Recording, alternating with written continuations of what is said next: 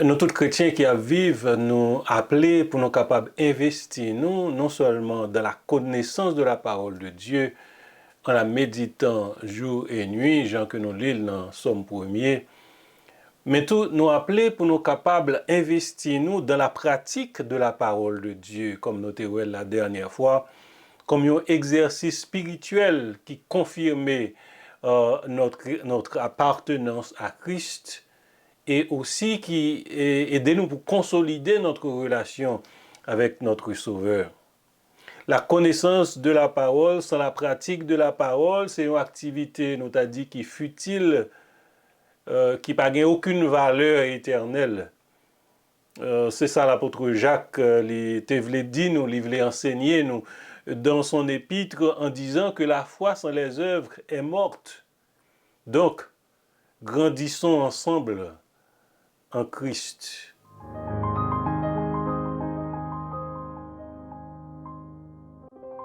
Le texte nous aujourd'hui, c'est les deux derniers versets de l'épître de Jacques, chapitre 1er. L'apôtre Jacques a conclu chapitre ça. Il dit, si quelqu'un croit être religieux sans tenir sa langue en bride, mais en trompant son cœur, la religion de cet homme est vaine.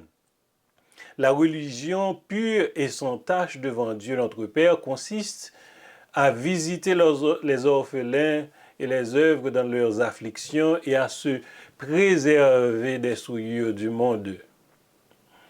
Laissons nous dire que la religion authentique ne consiste pas non seulement à une relation verticale avec Dieu dans l'adoration et la communion, mais à une expression horizontale. Une expression horizontale, ça veut dire que relation nous avec l'autre monde sous terre, ça, de la parole de Dieu, qui manifeste dans l'obéissance de la parole de Dieu, dans la pratique de l'amour et la pratique d'une vie de sainteté en se préservant des souillures du monde. C'est ça que nous lisons dans dernière partie du verset 27, à se préserver des souillures du monde. C'est ça l'apôtre Paul lui-même, il te voulait dire nous dans Romains, nous lisons Romains chapitre 12, verset 2, ne vous conformez pas au siècle présent, mais soyez transformés par le renouvellement de l'intelligence afin que vous discerniez quelle est la volonté de Dieu, ce qui est bon, agréable, parfait. Soyez transformés. Ne vous conformez pas, mais soyez transformés. L'apôtre Jacques, tout lui-même, dit, nous, dans Jacques chapitre 2, verset 14, verset 17 et verset 18, il dit, mes frères, que sert-il à quelqu'un de dire qu'il a la foi s'il n'a pas les œuvres? Verset 17, cette foi peut-elle le sauver? Il en est ainsi de la foi. Si elle n'a pas les œuvres, elle est morte en elle-même. Mais quelqu'un dira, toi, tu as la foi et moi, j'ai les œuvres. Montre-moi ta foi sans les œuvres et moi, je te montrerai la foi par mes œuvres. So, nous sommes capables de voir comment il est important pour nous pratiquer la parole de Dieu dans la vie, nous, pour que non seulement nous passer temps nous à étudier, mémoriser, comprendre intellectuellement la parole de Dieu, mais tout pour nous mettre en pratique. Ça veut dire que pour nous faire ça que l'idée nous pour nous faire.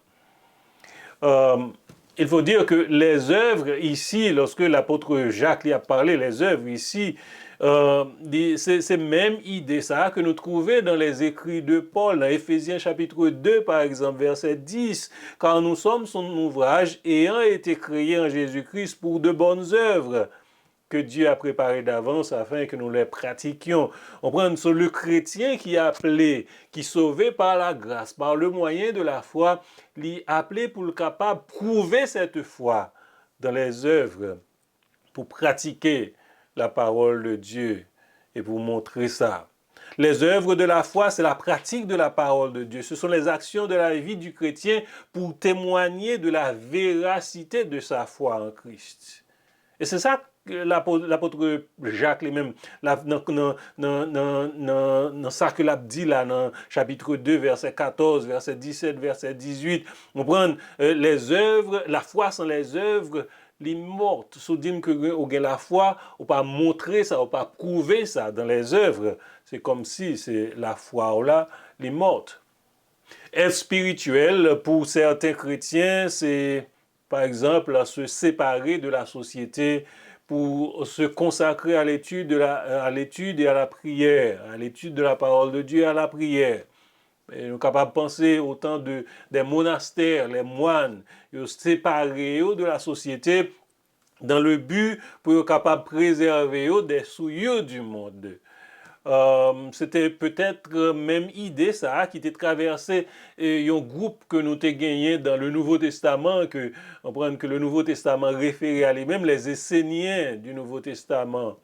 On prend séparé du monde pour être capable préserver des souillures du monde. Quoique, on prend, c'est pas ça que la parole de Dieu dit nous. Et d'ailleurs, Jésus-Christ, dans la prière sacerdotale que nous lisons dans Jean chapitre 17, il priait, il dit, il va prier, bon Dieu, Papa, pour enlever nous du monde, mais pour préserver nous du monde. Parce que nous gagnons une mission dans le monde ça. Il y a un peu de monde aujourd'hui, dans notre culture, nous parlons de la culture haïtienne. Les chrétiens, des chrétiens, il y a toujours des révélations, des visions, il y a toujours des commissions que recevoir pour l'autre monde. Mais il fait ça en négligeant certains aspects qui sont très importants dans la pratique de la vie chrétienne. Il y a recevoir des commissions, il y a des visions, des révélations, on prend qui pour même montrer spiritualité, niveau de spiritualité. Pourtant, il néglige un peu l'aspect de la pratique de la vie chrétienne. L'apôtre Jacques dit nous dans deux versets, ça, au verset 26 et verset 27, il dit si quelqu'un croit être religieux, là, on prend une condition, une sorte de doute. On prend si quelqu'un croit être religieux sans tenir sa langue en bride, mais en trompant son cœur, la religion de cet homme est vaine. Tenir sa langue en bride. Il référait non seulement à ça qui entre dans la catégorie de ça que nous avons relé les médisants peut-être. On prend les médisants, ça qui parlaient ça au pas ouais et même parlaient ça et qui parlaient ça tout ça ouais et qui même parlaient de ça au pas ouais. Chrétien ça nous a relé Judas. Je ne sais pas si me mettre mot chrétien en devant mais nous dit chrétien qui Judas. Il référait tout à ça que nous avons dit les calomniateurs. On prend ça qui a calomnié, qui a créé information sur le monde, fausse information sur le monde, il a crasé réputation de l'autre monde.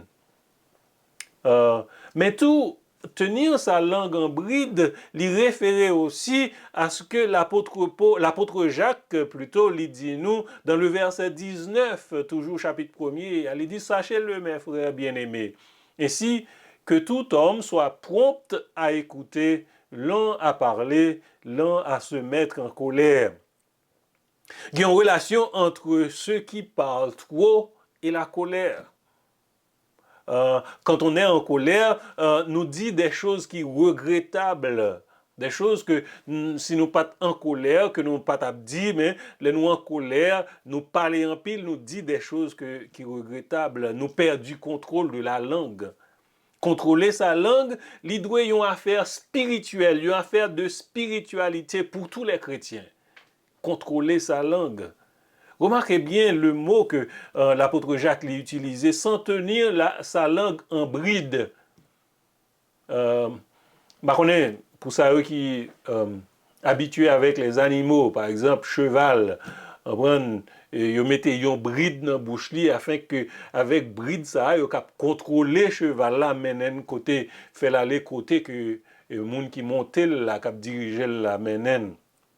Ça c'est un gros mot, son mot on prend pour contrôler bride là, son bagage qui inconfortable dans bouche cheval là, mais c'est avec que monde qui a dirigé là diriger. Et c'est ça, oui, c'est l'idée ça que l'apôtre Jacques voulait véhiculer à nous-mêmes. Message ça que voulait bah nous que nous devons mettre un bride dans la bouche pour nous contrôler, pour nous lent à parler, pour nous lent à nous mettre en colère. l'apôtre